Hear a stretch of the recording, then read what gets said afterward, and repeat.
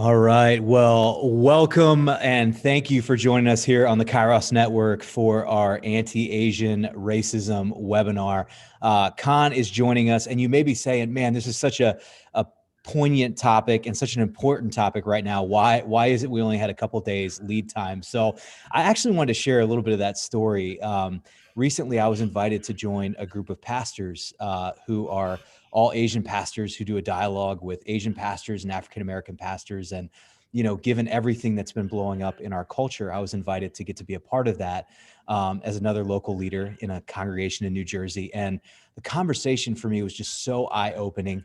And the opportunity to just be able to talk about this, I was like, man, it'd be great to talk about it, but where do we even begin? And I kid you not even a day later, my friend Ben Griffin, who's at Link in Twin Cities, calls me up and he goes, hey, I've got this friend, Khan, who has this incredible ministry where she actually talks to churches and teaches them how they can connect cross-culturally and how they can dig into some of these big issues. And one of the things she dug into was anti-Asian racism. And I was like, yeah, I want to talk to her tomorrow. So we just figured with everything going on in the culture, and actually I'm sitting in Minneapolis right now, not that far from where we're waiting results of a trial. And Khan, you're in Minneapolis, and we're sitting here going, why would we wait on this? So if you're hearing it and you're loving what you're hearing, you'll be able to share it out with friends on demand. But Khan, thank you for being willing so quickly to join us on this topic and to just kind of open our eyes to what we might not be seeing. Well, thank you, Matt, and Kairos Network for having me. And your name is pretty appropriate, right? It's the Kairos moment. We need to talk about this now and not wait. So thank you for having me. That is so true. And, could you share with us kind of briefly, you do 3C consultants and you work with churches and stuff on this, but what made you get into this work to begin with? Yeah, well, I came from Vietnam as a refugee. My family did, and we were sponsored by a Lutheran church. So I have a special place in my heart for the Lutherans. They welcomed us when we were strangers, and they fed us when we were hungry, gave us drink when we were thirsty. Really, they lived out Matthew 25, and it's a special place in my heart for those who are welcoming to strangers. And so in my life experience, I've had experience as a missionary with YWAM. I don't know if you're familiar with Youth with a Mission. Yeah. We led teams over to Asia, and that really grew my heart for the nations and worshiping with different nations. And I worked at a Christian university I went there as a student and then worked there for about 17, 18 years. And I directed the missions program. And I also got involved in the diversity initiative at that time. And, if you know anything about Christian institutions, higher ed, they're not very diverse. And I swear, when I was a student there, I was probably one of 5 Asians. I could count us on my one hand. And when I worked there, I was probably one of 5 Asian people working there. And eventually I started teaching courses as well. And so courses on race and culture, missions and exegesis. And so all of my lived experiences of being a refugee, an immigrant, a missionary, being in very white institutions, trying to advocate for diversity and racial reconciliation and justice. I took all those experiences, I put them into my teaching, but then I also got opportunities to get out of the academic realm and do some trainings for nonprofit organizations and churches. And so now I'm in a period where I want to take this, all these experiences and knowledge that God has blessed me with out of the academic realm and offer it to people, lay leaders and pastors and churches and organizations that are really wanting to talk and deal with these issues. And I try to do my teachings and workshops in creative ways. So I'm not this professor like lecturing you and boring you to death.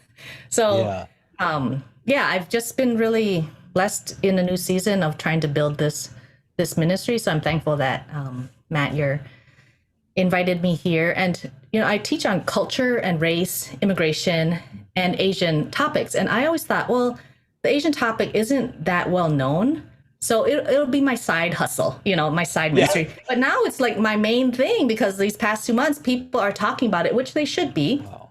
And I've been blessed to be able to talk more out of my lived experiences as an Asian American here. Well, So. and it's conversations like this that are so powerful. I'll never forget my brother. He's not in ministry; he's in the financial industry, and so, working for a major financial company, he had to go to diversity training, and he's like, okay, I have to go to diversity training, and it's like that thing that you get your arm twisted, you have to go do, and then he came back, and I'll never forget him calling me up, going, Matthew, we didn't know what we didn't know.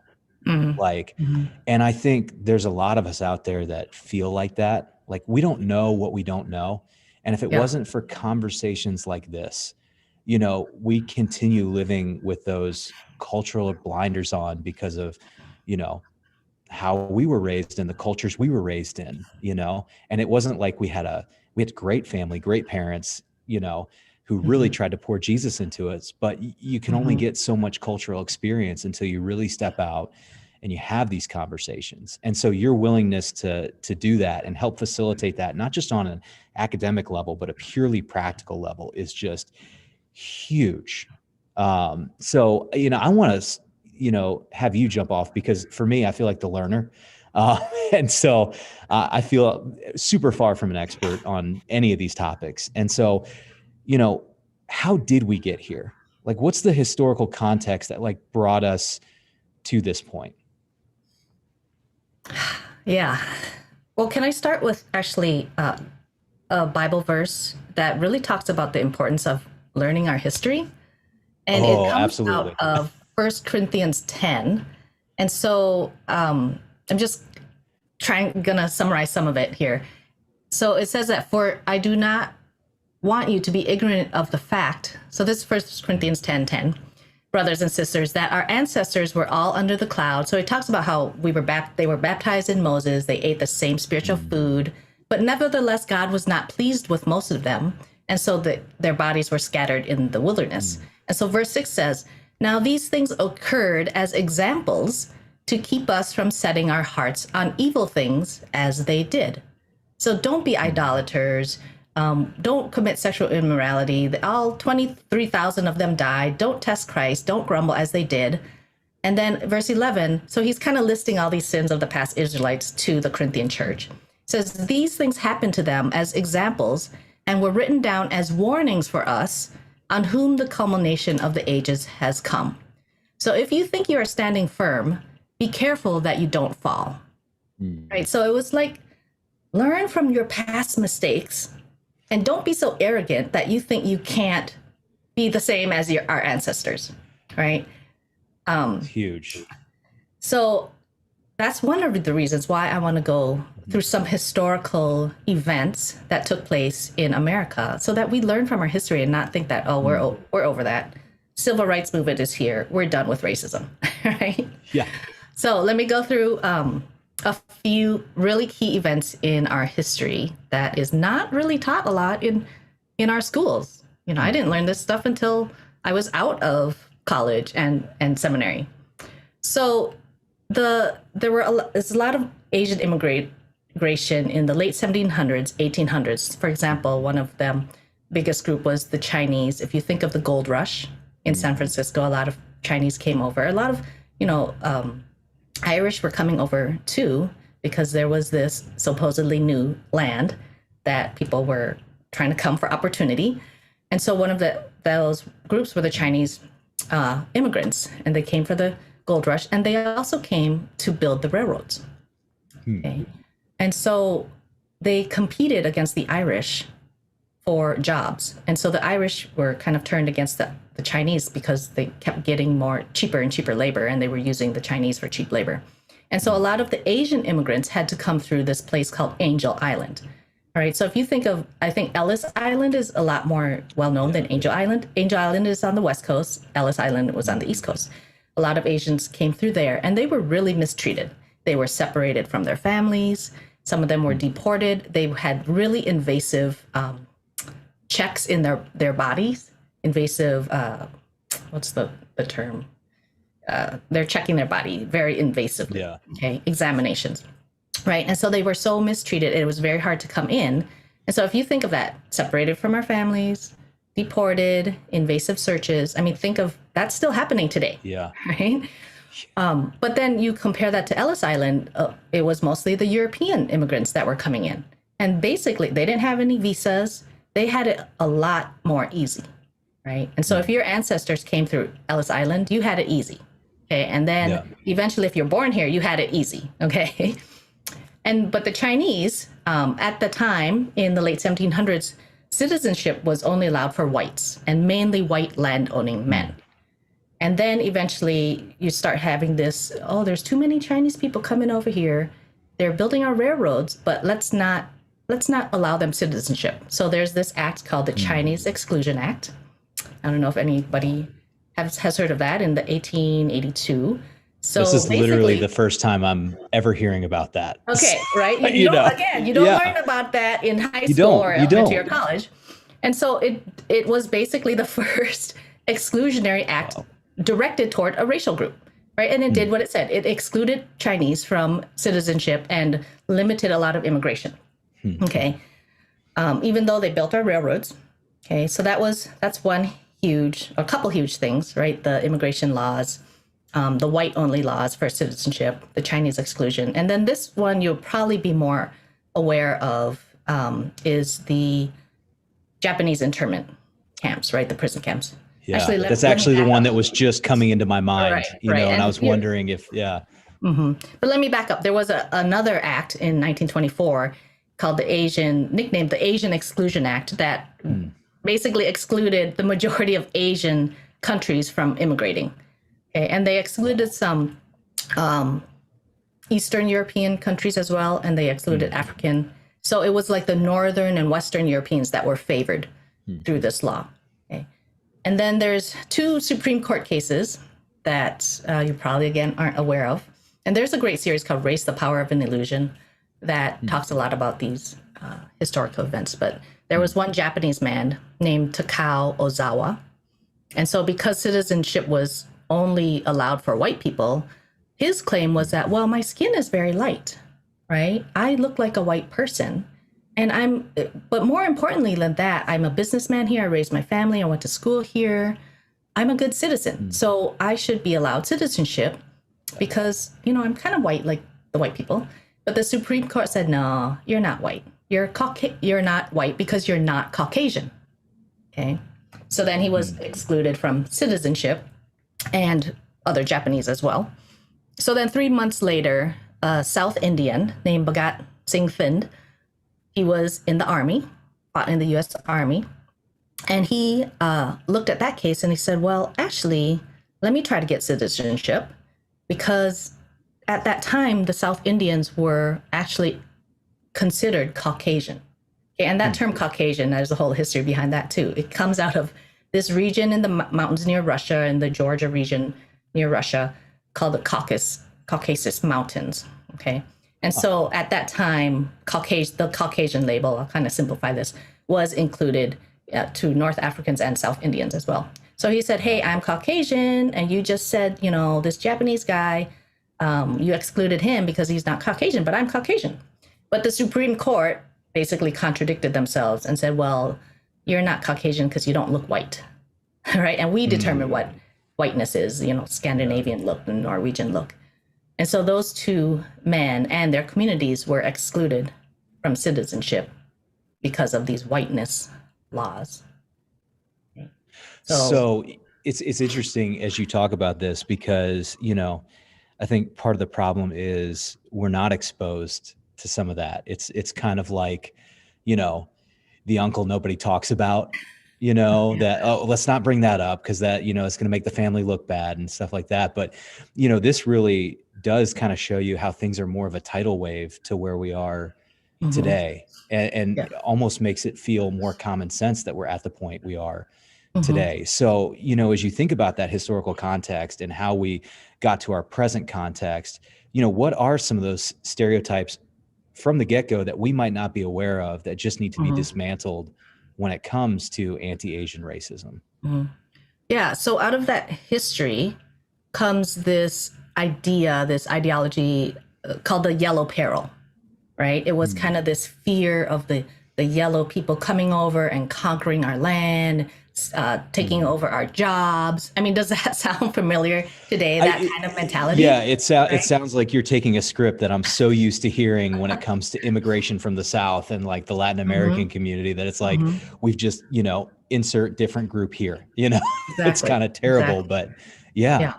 So that's kind of that stigma grew out of those laws and that fear of the other. Okay. So then when you bring it to more present times, there's let me tell you one more case and then I'll get into more stereotypes of Vincent Chin. Okay. In the 80s, he was a Chinese American engineer. And at that time, the Japanese car manufacturers were kind of getting more into the market, right? And so these white auto workers mistook him for a Japanese man. And so they blamed him for stealing their jobs and basically killed him with a bat. And they didn't get any time for that. There were two of them. And so that Vincent Chin incident, there's actually a new book that has just come out about him and that whole case. But that really galvanized some of the Asian American community to say, hey, what's going on here, right? Stop stigmatizing us and lumping us in. That's another stereotype where we're all lumped into one big Asian American group, or we're considered Asian. But let me ask you this, Matt. Do you know how many countries are in Asia? It's a huge continent. Wow. You didn't know I was going to pull out some teaching quizzes here, right? Well, there's 48 countries in Asia, okay? Wow. And so many of those people from those countries have immigrated here, but we're all considered Asian, right? But you think of even Russia, part of Russia's in Asia, but I don't ever hear Russians being called Asia. But there's Chinese, and then there's the central stand countries, Kazakhstan, Afghanistan, and South Indians, Southeast Asians, East like myself, Vietnamese, Hmong, Cambodian, and then the East Asians like Japanese, Chinese, right, Korean. And so we all have different cultures, but we're kind of lumped into this one Asian. So when the present time of COVID, right, I think this was a huge moment last year when COVID hit. There was a lot of fear again that arose, and out of a lot of racist rhetoric, calling it the China virus, the Wuhan flu. And this was coming from our top officials, like the former president and his leadership. And so really kind of reigniting those stereotypes of the disease carrying Asians, okay? And because we're all lumped into one category, you can't tell. The average American cannot tell between the Japanese, Korean, Chinese, so we're all lumped. And I remember one case in Woodbury where a Hmong couple had a sign hung up, hey, you Chinese virus, go home, to go back to where you came from. And they're Hmong, they're not Chinese, but they couldn't tell. And so, I want to give equal opportunity for criticizing our government here, okay? So when Biden comes out and says, hey, this is wrong, anti-Asian racism is wrong, that's a great statement. But he also said, this is not who we are. This is not America. This is not American. But I would have to challenge that statement, because even in those 4 historical events that I gave you, it is American. It is part of our history that we need to confront and dismantle. And so, again, don't think that we're so great that we can't fall, right? That America is so great that we can't fall. That's maybe a part of the problem, is we don't own what our actual history is. And I think the other piece of the problem that I hear you pointing out is, just that purely human problem of anytime something bad happens, we want to be able to blame somebody. We were, when I came into Minnesota, Ben took me out, because when you're in Minnesota, you have to eat a Juicy Lucy hamburger, right? The hamburger filled with cheese. And so we're sitting there talking to the bartender and, getting to know him a little more. And he just shares with us, he has to come out. And whenever he brings the hamburger, he's got this big statement about, hey, you got to let it sit. It'll explode out and stuff like that. And he starts telling us a story of a woman that he shares that with. She bites in too soon. The burger explodes onto her dress and stuff. And of course, it's not her fault. It's his fault. You didn't tell me. You should have explained this, because our human nature says something bad happened. I need to blame somebody, And that's what you're seeing on a corporate scale with COVID. It's something really bad happened. Where did it start? We need to blame somebody. Here's who we're going to blame. Yeah. And like, there's this, just to even dig deeper into what's happening since COVID, there's this website called stopaapihate.org. And it was co-founded by actually a Christian professor at San Francisco State University, Russell Jung. And so they have been tracking, and I know you put this on your description, but they've been tracking these hate, racially biased crimes or incidences on their website so people can report. And it's probably over 4,000 now. And they know that it's very underreported. The Asian American community doesn't report these incidences as much as other communities. So they're thinking this number could be double. So there's been verbal attacks, people have been spit on, acid attacks like stabbings, pushing elderly people down, and a few died. And 70% of the attacks majority have been on women and elderly people. So this, since COVID, it's just been just been getting worse.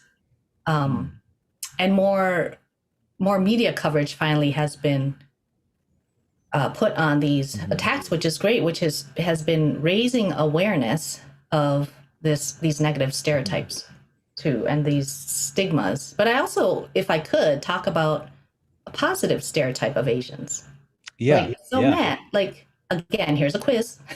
What are some stereotypes back then it was yellow peril, but now, besides COVID, right? What have been some stereotypes of the Asian community? I'm going to quiz you. I love this question because actually one of my CrossFit coaches is Asian, and he said his family gives him a hard time because he's not good at math. And they always say, you're Asian, you're supposed to be good at math. Yeah, that's one. So that's definitely a big one. I'd say a lot of them, the ones that I'm familiar with, really revolve around academics, like very high achieving, like top of their class, should be smart, that kind of thing. Yeah. Right. Yeah, the very smart Asian, the nerdy Asian, good at math and high income earning, the doctors, the lawyers, the engineers. And so when you put that stereotype on people, it kind of masks the problems. There's two issues with having a positive stereotype. There's a dark side to having positive stereotypes, right? So if you only see Asians as those high achieving, then it does mask those issues that other Asians don't have. And so actually, if you lump us all together, you will see that the Asian income per household is very high. It's even higher than white people. And so people use that as kind of a way to divide and conquer, saying why can't you be like those high achieving Asians, you poor, Black, urban, Hispanic community? Because the Asians can get over it. Why can't you? Okay, so that's the danger in that. Yeah. It's called the model minority stereotype, right? But if you look at the statistics and you break it down, let's ask, how did we come from the yellow peril to the model minority? Now was a law in 1965 during the Civil Rights movement. I told you about the Asian Exclusionary Act in 1924. In 65, this law reversed that. So started allowing people from Asia to come in. Okay, so we have to be, in the Asian American community, we really have to be very thankful to the Black community and the civil rights push this was part of the civil rights movement, this law to reverse that other racist law. So a lot of Asians were coming in, but these Asians who were coming in were educated. They came here for education. Okay. And then later on, a couple decades later, this H-1B1 visa allowed a lot of engineering, techie, high-tech field, like the STEM field, scientists, technology, engineering, mathematics, to come in. So the people immigrating here, many of them were the cream of the crop. We weren't immigrating the poor people from the slums. Okay, so that really helps this kind of income level. If you only look at that group of immigrants from Asia, okay, those high-techy people, of course they're going to make money. And of course, they're living in those urbanized communities where the living standard is higher, so they need to make more money. But if you disaggregate the data, and you look at the immigrants who came as refugees, like the Vietnamese community, the Hmong, the Cambodian, the Laotian, now the Karen, a lot of Karen are coming in to Minnesota. So if you look at that data, they are very much lower than this top tier of Asians, lower than the white earners too, as well. Yeah. And so we can't lump us all into one group and say, hey, they're all high achieving. Well, and I think too, statistical common sense would say if you shrink the population size, you're going to see some jumps in certain stats that you're looking at, any group you do that with, it's like, yeah, if you have a smaller group, you might test higher or lower in a certain area than if you increase the population size that you're actually like testing and assessing. Now, I feel like we could spend the whole webinar like covering the background and kind of how we got where we are. But, the big question, the nuts and bolts question, I know a lot of leaders are asking, and if you all have questions, put them in the Q&A, is, how do we as the church step in to this moment in history? And how do we as the church become the different voice? Because the Gospels, the New Testament, like we have this strong and rich tradition of a God who crosses cultural lines, a God who brings, divergent peoples, together as one family. Paul, there's neither Jew nor Greek, slave nor free, male nor female. There's, we're all one in Christ. He was essentially giving you every category that practically existed at that time, and lumping them all together. And yet sometimes as the church, we've kind of lost that. So how do we as the church very practically step into this moment well? Yeah, well, can I give you 4 tips? I would love that. Yeah, any help. If you gave me one tip, I would be greatly thankful for what you gave. Yeah, I'm trying to use some teaching skills here. Listen, lament, learn, and let lead. Okay, so first tip, I would say, especially to the majority culture, I know that you told me your audience is a lot of white churches trying to enter these spaces and learn. That's great. So start by listening, right? Even to the hard, even to the anger, because the anger is the surface, right? If you think of an iceberg, the anger is on the surface, but what is beneath that anger? There's a lot of pain. There's a lot of historical trauma. Okay. And so don't minimize the pain. Don't buy into those stereotypes of, the model minority and use it against other communities.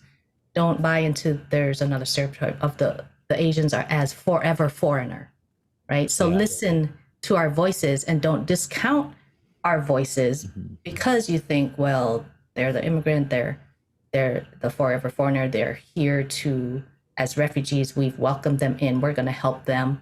And we're going to be these perpetual children that never grow up, that need the help of the white church. I'm thankful for the white church, but it's interesting because they took us in. But now I just did a two-day seminar with Lutheran, the youth gathering on culture and race. And I feel like my life has come full circle and now I'm teaching them about culture, right?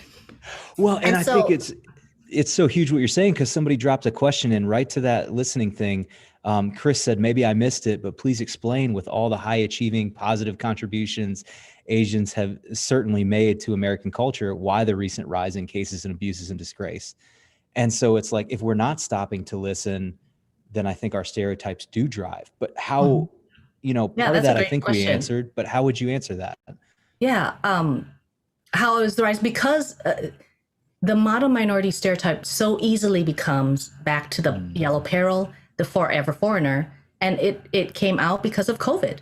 Here comes the disease, and here they're carrying the disease again. So now it's revealing those incidences and those prejudices that are still in us and in our country that have really never been rooted out. And so now it's more revealing. It's being more exposed now with like social media and cameras, right? Same with, I feel like the Black community. They're saying like, racism, it has always been there. You just see it more now because it's cops are getting videotaped or whatever, right? Yeah, And it's so hard. It's harder to hide always kind of things. simmering down there, right? Harder to hide things when everybody has a camera. And I think the other thing we forget is there aren't four major networks driving the entire narrative anymore. You know, there's social networks where everybody can post, and there's, you know, the regular networks, and then there's YouTube networks, and so I think that's a huge point. So keep again, listen, lament. So the scripture talks about like suffering with those who suffer. Okay, acknowledge, confessing. I just did a study on with my small group on the Book of Lamentations. Soon Chang Ra is a Korean American professor out in Fuller Seminary, and he's one of my mentors and really an Asian American speaking out on these issues. So prophetic lament, it's like we need to sit with that pain. And, you know, the American triumphalism, this white Western kind of conquering mentality always wants to fix something, right? And always wants to conquer and win and have victory. But it's harder for those kinds of mentalities to sit with pain and sit and hear those hard things and just lament with us. You know, we don't need you to save us, as, you know, that stereotype of the white savior. We need you to suffer with us, be in solidarity with us. Okay, so listen, lament, learn. Well, and before we move on from lament, a couple questions I have for you, because I think we almost like don't think about this deeply enough, because we always think of lament and even confession, because I would lump the two things together, as personal, individual. And then the challenge becomes like when we as the church step in and we say, well, I haven't been hating on Asians.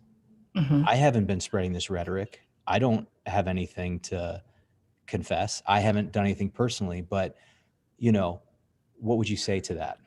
Yeah, and this is a huge point of my teachings on race. There's and comparing like a Western mentality and even an Eastern or majority global South, global East, right, mentality of the individualism versus the collectivism. And so, and I was educated in a white institution too, so I got this individualistic look at the scriptures and at life. And so the American individualism, right? And all sin is only individual. Where if you look carefully in the Bible, I mean, the African, Asian continent is more closely close to the biblical Hebrew culture in Jesus' time than a white Western culture, right? And so in Jesus' time, it was very much an honor-shame culture. It was more of an Eastern and African, Middle Eastern culture, Palestinian. And so they had more of a collective understanding. And if you study carefully, there's a lot of collective, even the Book of Lamentations, there is collective confession over the sins of a nation, okay? And throughout the prophets, you'll see prophets confessing the sins of Israel, of a nation, and God calling out the sins of Edom and Moab and Egypt, right? That's not just an individual, it's a collective confession. So what an individualistic society like the white Western church can learn from an Asian, African, Latin American church is the whole idea of collectivism. And so we need to learn more of how to confess the collective sins of a nation. Right? Yeah, and I love that, because I think what that also opens up, just even from the first two of the four, the listening and the lamenting, is that, you know, what it does is it also pulls us out of our echo chambers that are causing us to have a more narrow understanding of what it means to be the people of God and literally who God is.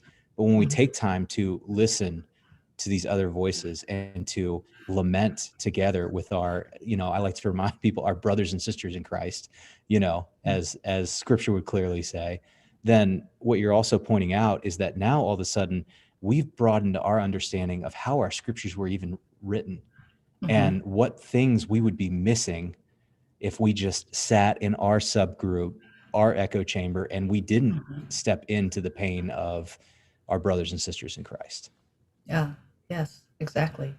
You know, and I didn't learn this stuff until seminary, right? I never had a professor of color in my Christian undergrad. And then in seminary, I had one Black professor, and he taught this course called Minorities in Christianity. And it just blew open my mind. I didn't know there were Asian theologians. I didn't know there were Native American theologians or Black theologians that speak out of their context and their life experience. And of course, there was pushback because, oh, that's not biblical, because, we have our Eurocentric theology here, and everyone else who isn't in this little circle is not biblical, is not orthodox. And so I really had to be challenged too with opening up my eyes and my heart and rediscovering, if you close your eyes and I ask you, how do you picture Jesus? And also what Jesus has been exported to the world. I would say like 90% of people would have this picture of the white, blue-eyed Jesus with the halo, this European painting of Jesus, right? But Jesus was not white. He was very much closer to the cultures of, he was Jewish. He was in Palestine, Middle Eastern. He was a refugee. He was persecuted. He was an oppressed minority, ethnic minority under the Roman Empire. He was crucified by the state for a crime he didn't commit. And so all those characteristics of Jesus much more match the marginalized, the oppressed. And so why aren't we listening to those voices rather than the voices of the colonizing Jesus and the powerful and the privileged Jesus who imposed this European culture on everyone else as if that's the supreme culture. Which brings up a really great question that I hope I say this right. Ilya has posted in one.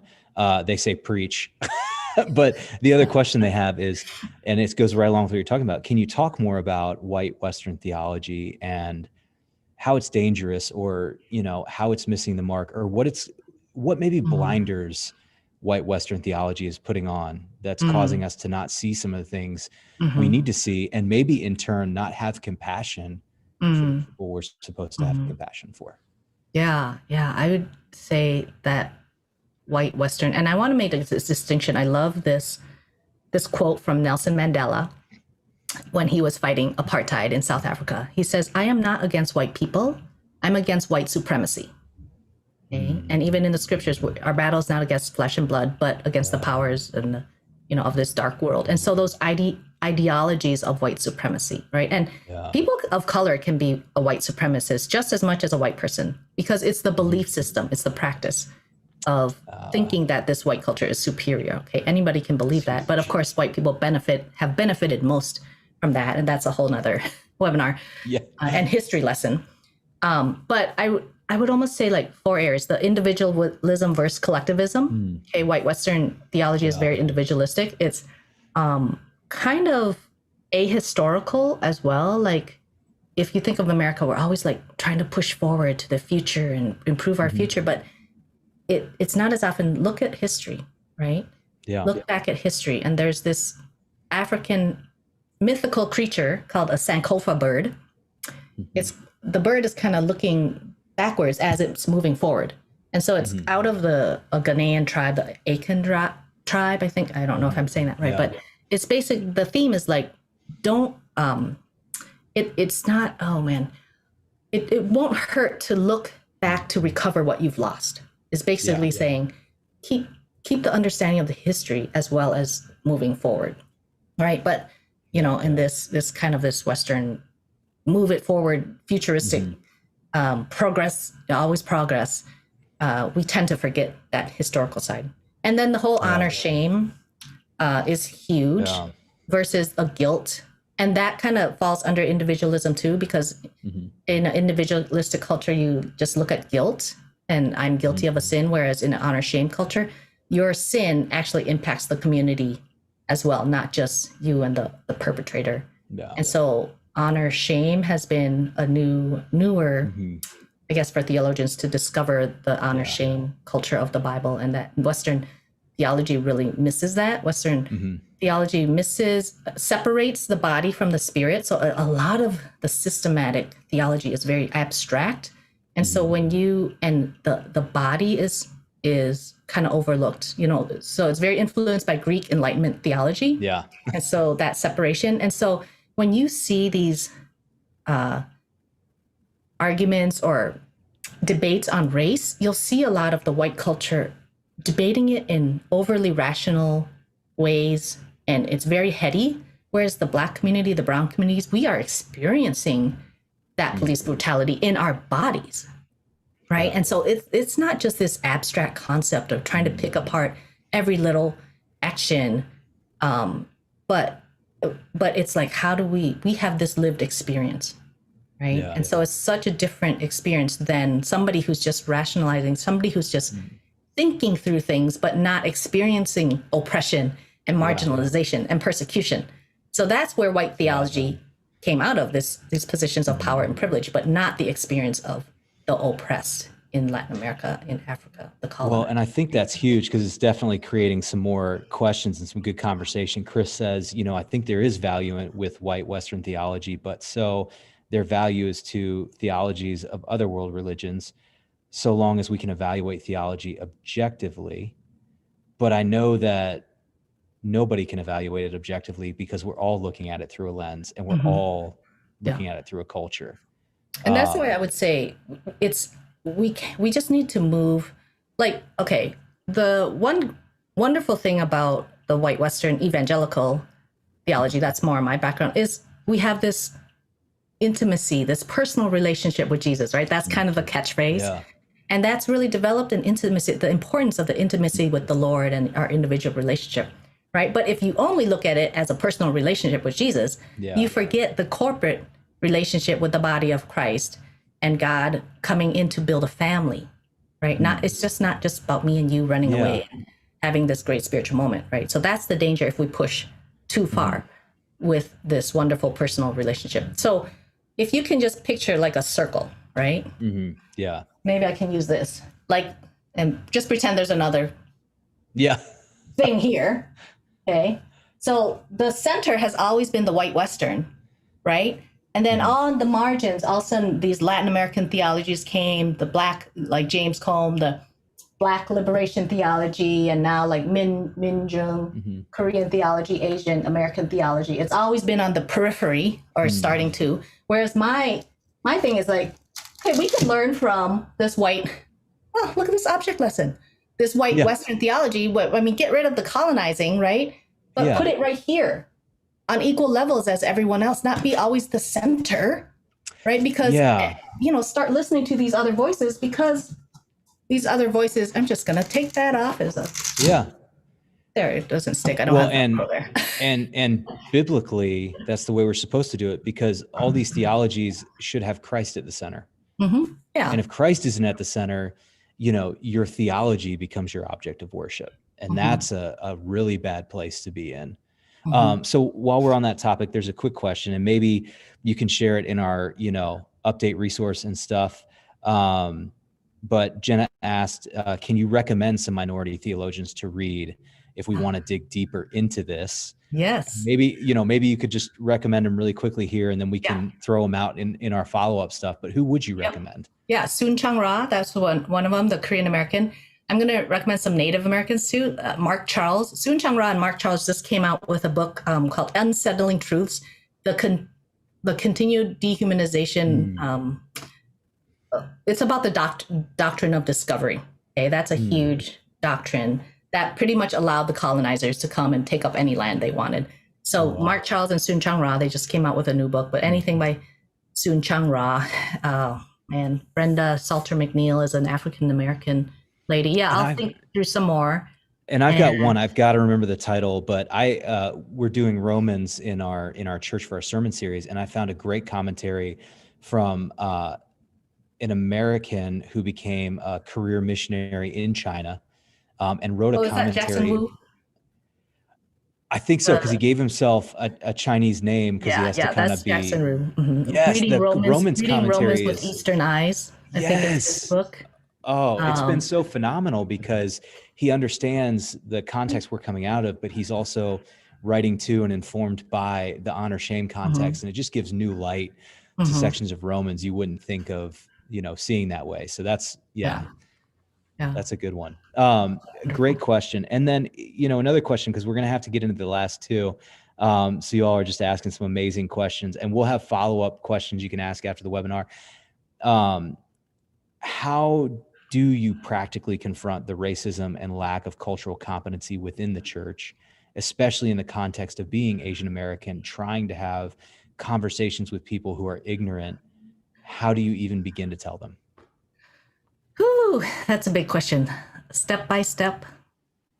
I was just on a call with Asian leaders going through healing from racial trauma, and one gal was in a church, very Korean American church, and this is a divide too, because not all Asian Americans would agree with what I'm saying. They're more like, let's just keep our head in the sand and keep working and building up, living this American dream and just ignore these issues.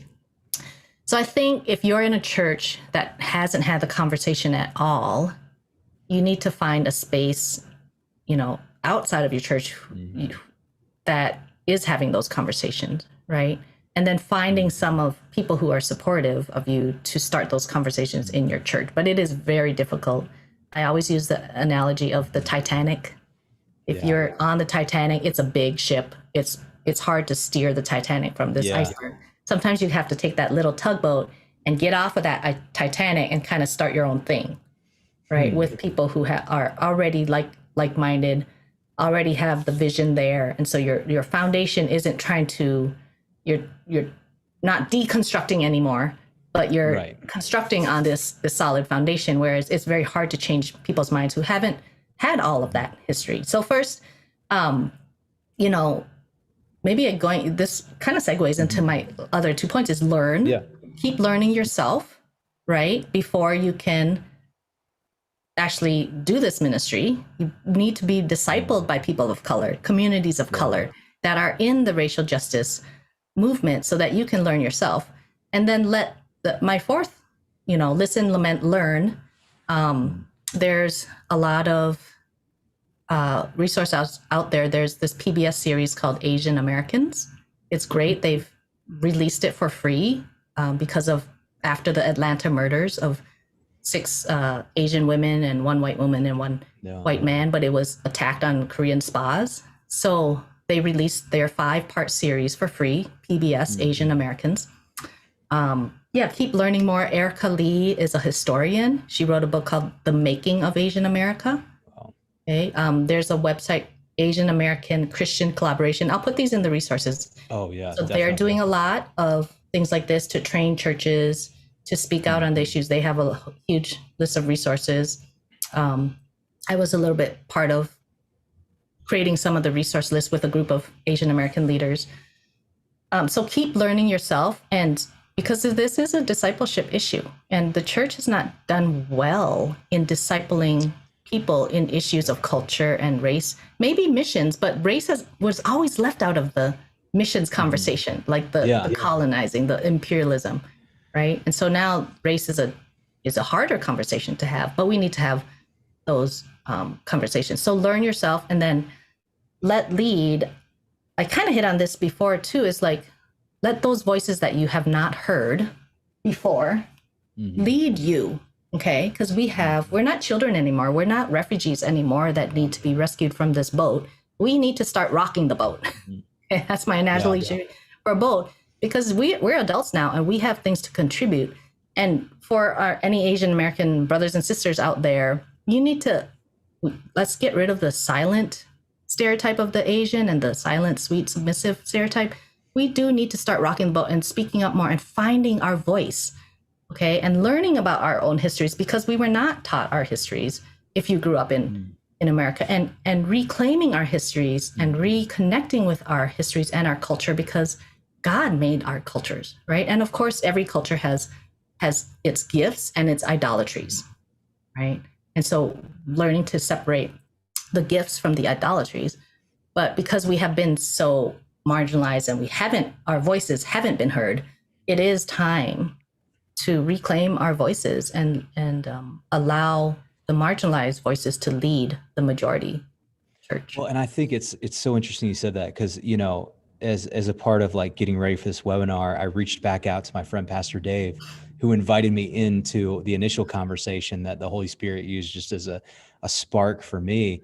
And I asked him, I said, hey, we're doing this. What would you ask? And his quote, I thought it was really helpful, was, and I'd love to hear your response, because I know we talked about this a little bit earlier, but he said, I think that currently I see two camps: Asians who are very angry and want to express anger to counter the model minority myth, and other Asians who want to take humble prayer for unity and healing camp.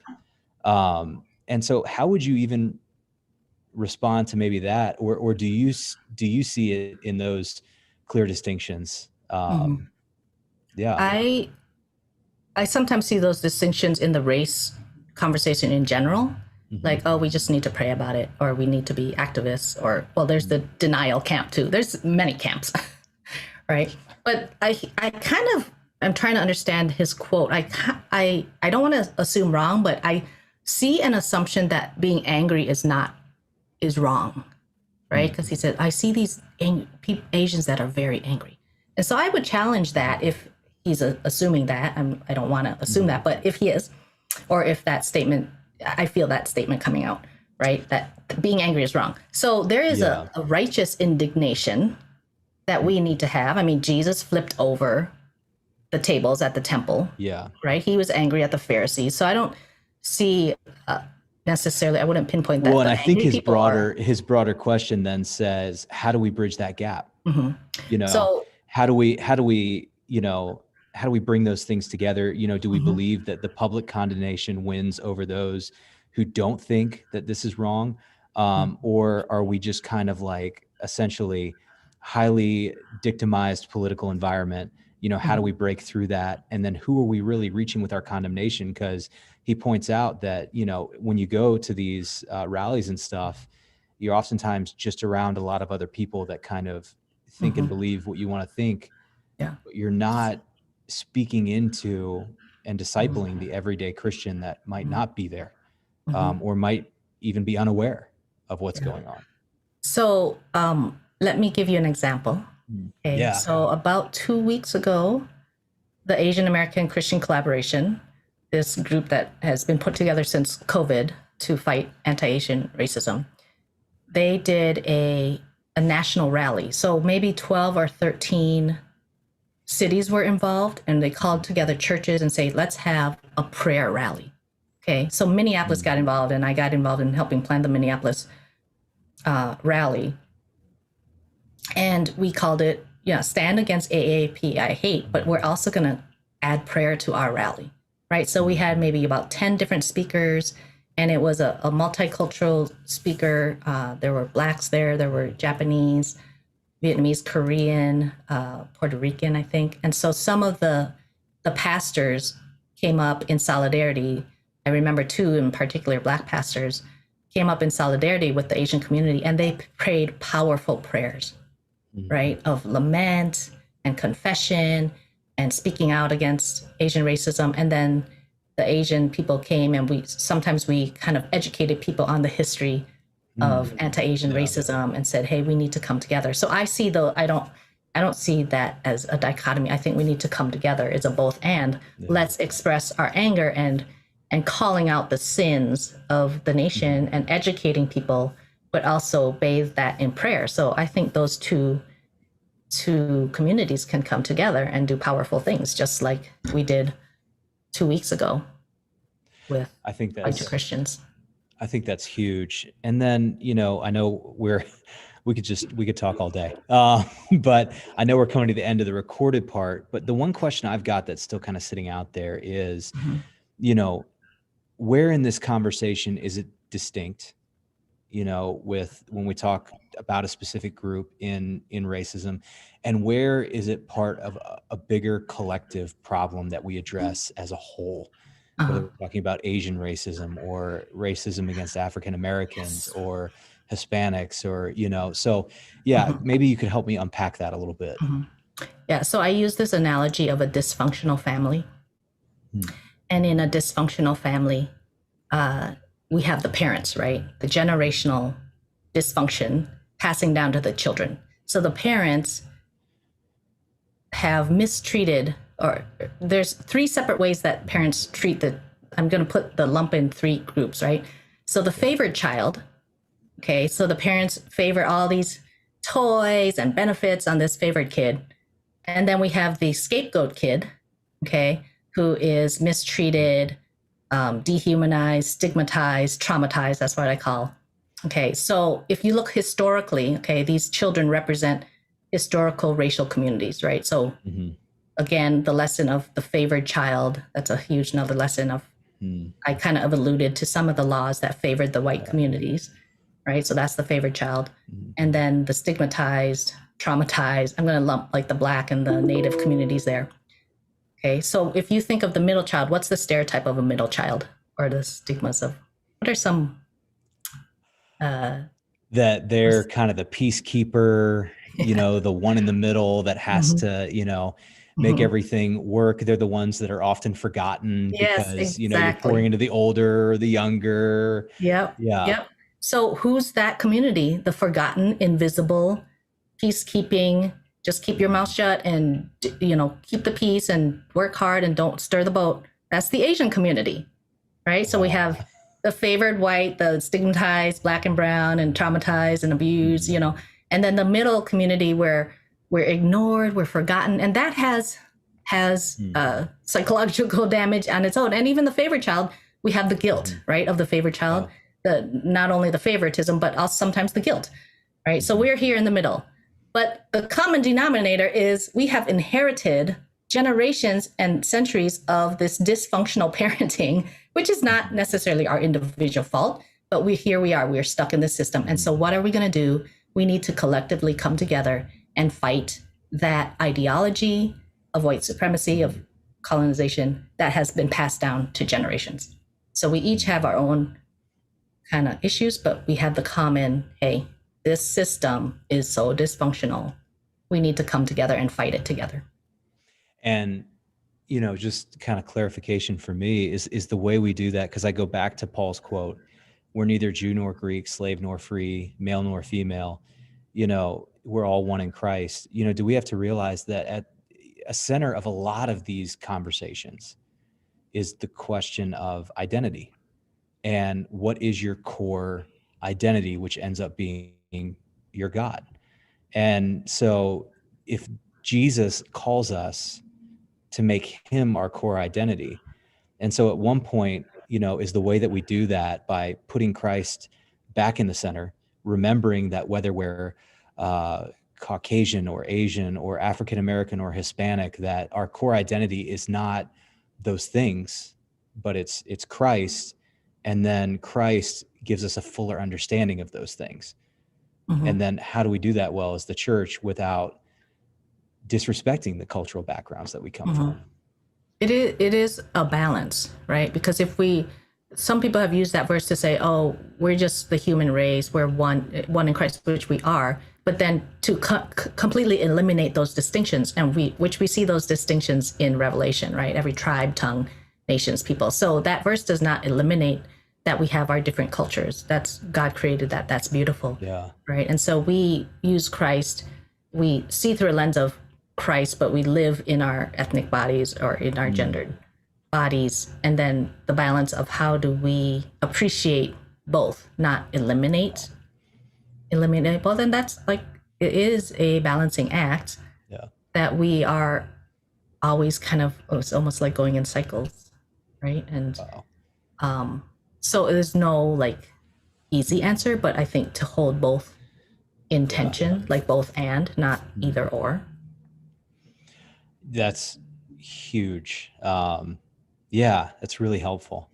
Well, I mean, we could go on and talk all day. And in fact, we're going to give you all a chance to keep asking questions, but we're going to close out the recorded part of the webinar. Now, I know we threw this webinar together quicker, but we just felt like it was that Kairos moment, that time where it had to happen. So it is available on demand. You can go to theKairosNetwork.com. You can grab it on the Kairos Network on YouTube. We'll post it on our Facebook page.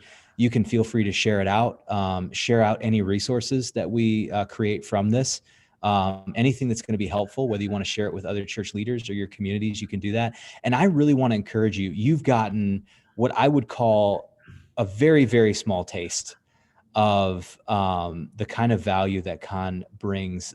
She works with churches, she works with nonprofits, she works with denomination heads. If you have a group that you lead that would benefit from being able to sit down and having a more in-depth conversation, or you're trying to come up with a strategy for being able to connect cross-culturally as a church, I want to encourage you to reach out to Khanh. You can find her stuff at c3consults.com. That's c3consults.com. We're going to have her email address, all her information in the follow-up PDF so that you can connect with her.